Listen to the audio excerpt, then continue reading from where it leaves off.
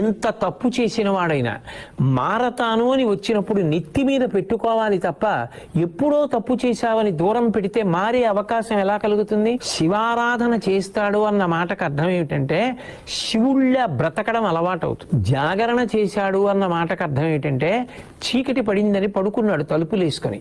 ఆ రోజు పడుకోలేదు, మెలకువగా ఉన్నాడు. ఆ చీకటిని గెలవడానికి కారణాలు వెతికాడు. నన్ను అజ్ఞానపు చీకటిలోకి తోసేస్తున్న అరిషడ్వర్గములను నేను ఎలా గెలవాలి?